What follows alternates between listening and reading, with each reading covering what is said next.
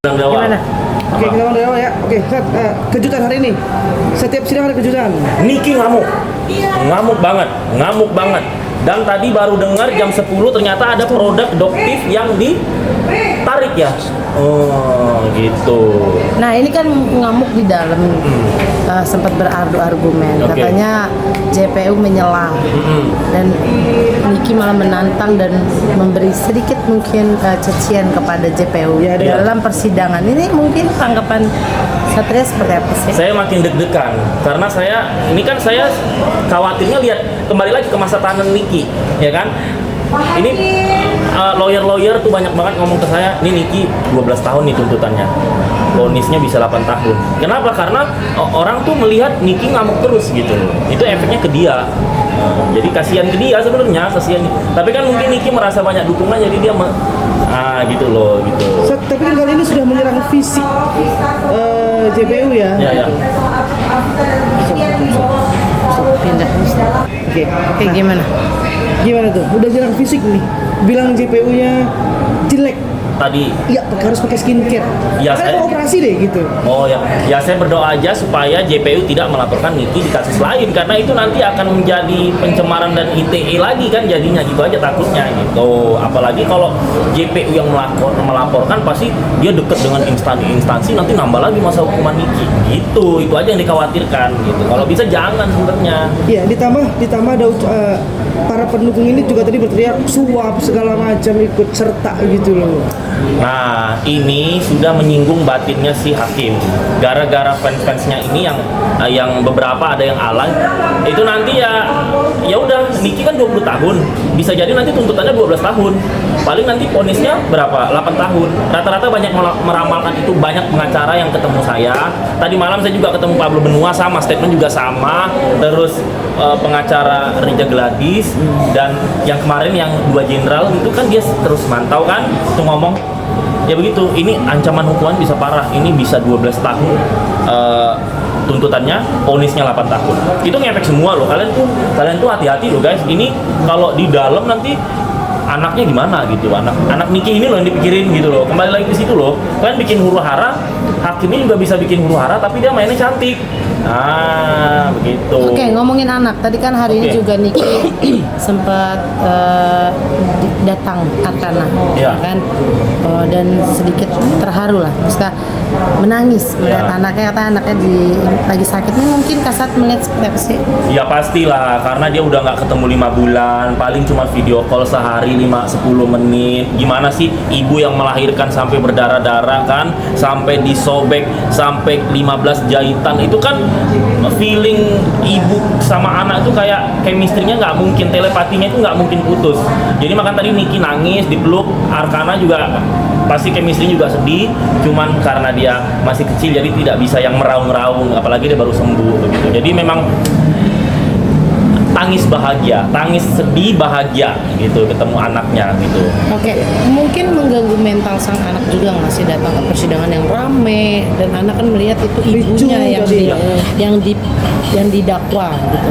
Pastilah hal-hal seperti itu akan membuat fisik anak itu agak jadi nextnya jadi lebih minder gitu kan. Anak kan kalau malu nggak di sekolah juga nggak pede sama teman, murung, pendiam. Banyak juga anak-anak ketika masa lalunya itu dipenuhi dengan tontonan-tontonan pertengkaran perkaduhan, nanti ketika dia besar ada yang depresi, ada yang pakai narkoba gitu, ada yang jadi dia melakukan kekerasan. Jadi sebenarnya nggak bagus juga kalau anak menonton persidangan. Harusnya tadi setelah cipiki sama Niki ada tim yang bawa anaknya tidak menonton itu, karena tadi pas berseteru ada anaknya di situ kan. Sudah dibawa. Oh alhamdulillah kalau begitu. Oke, Sat, kita pikir after kemarin gaduh dengan JPU, kita pikir hari ini kan Redam. tidak redam. Ternyata kan malam jadi. Lebih parah. Tadi Satria bilang kan juga salah satunya karena fansnya yang merasa ada fans dan segala macam. Iya, Satria pribadi mengenal Niki seperti apa sih sesungguhnya? Apa ya memang dia kan menjadi seperti super power kalau ada pendukungnya atau seperti apa? Niki itu sebenarnya orangnya soft ya, dia baik sama orang baik, jahat sama orang jahat. Tapi jangan dikomporin. Selama ini kan netizen suka ngompor, jadi emosi orang naik. Kadang kan perempuan tuh gini, gengsinya gede, emosionalnya gede. Semakin lu dipuji, semakin lu diangkat, lu untuk tidak perlu dengan yang ngangkat lu agak gengsi. Nanti pendukung lu ada lagi gitu kan. Terus gengsinya untuk kalau dia menurunkan emosi, dia gengsi sama yang tidak perlu dengan dia. Paham kan? Psikisnya lebih ke situ. Jadi, gue lihat nih, gue hebat, pendukung gue tuh ada gitu. Jadi, mau apa lu semua gitu. Jadi, sebenarnya kalau nggak ada yang ngompori sih nggak begitu. Walaupun hal itu membuat dia jadi seperti bunuh diri di persidangan tadi. Pastilah, ya itu karena kalau putusan hakim itu kan berperilaku baik, punya anak, perempuan single parent, sama dia masih muda bisa bekerja, itu kan ngefek untuk mengurangi masa tahanan dia. Tapi kalau udah begini, dulu kan saya suka bilang Niki itu bisa diringankan tapi tidak dibebaskan. Tapi dengan 2 sidang terakhir ini ngamuk-ngamuk seperti ini, tentunya itu efek dari fans-fansnya yang berperilaku salah, tidak boleh seperti itu. Jadinya saya udah nggak berani bilang bisa diringankan. Oke. Sat, kita berharap yang terbaik pastinya ya. Oke. Tapi juga kalau terus seperti ini kan malah bahaya buat Iya, Niki. bukan lagi. Nah, kalau kamu lihat saat gini, kemarin ada case flash disk. Oke. Kalau menurut kamu secara, ya kamu tahu secara hukum ya, Ya. apa iya harus di persidangan? Salah atau benar? Salah kamar atau enggak? Ya, Seperti apa? jadi harusnya penasehat hukum Niki pada saat di BAP dan penyelidikan di penyidikan, nah flash disk itu dibawa. Oke, itu dibawa, diajukan. Nah pada saat di persidangan itu dibongkar.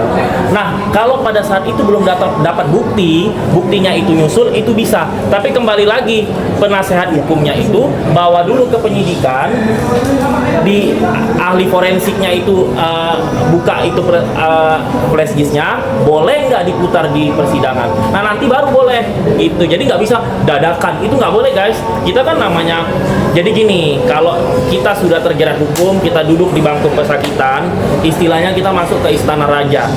Nah pengadilan itu istana raja. Rajanya siapa? Rajanya si hakim dan JPU. Jadi semua peraturan yang ditetapkan oleh pengadilan, kita yang harus mengalah, kita harus yang nurut. Nah, agar apa? Agar nanti hukumannya ringan. Kenapa? Ya kita kalau masuk ke kerajaan, tiba-tiba kita sebagai tamu kan nggak bisa kita yang ngatur, kita yang harus nurut ke kerajaan itu. Nah, itu sama filosofinya begitu. Dan ada juga yang bilang Sat, bahwa sebetulnya itulah akal-akalan aja Sat. Karena udah nggak punya jalan lain, flash disk itu dijadikan sebuah alasan. Kamu melihat ini gimana Sat? Setuju nggak? Setuju Ya. nggak? Karena mungkin penasihat hukumnya bingung karena buktinya udah kuat gitu. Jadi ya cara untuk meringankannya, dibuatlah statement-statement yang bisa mengalihkan ke pembicaraan supaya apa? Supaya nanti hakim dan JPU berasumsi bahwa oh berarti benar si Niki membongkar overclaim ini, ya kan? Ya udah ringankan aja lah. Toh walaupun dia terbukti, tapi kan terbukti ini overclaim gitu. Jadi ada unsur oh dia benar dia membela masyarakat gitu. Jadi tetap ada untuk meringankan. Kalau membebaskan nggak bisa. Gini, sebelum kita berkoar-koar, sebelum kita menetapkan sebuah statement atau membuat diri kita hero, kita selidiki dulu diri kita. Atau oke, mungkin itu bukan produk Doktif, mungkin itu produk dari vendor atau dia maklon. Nah ternyata maklon dan vendor itu nggak kasih detail itu ada zat-zat berbahaya.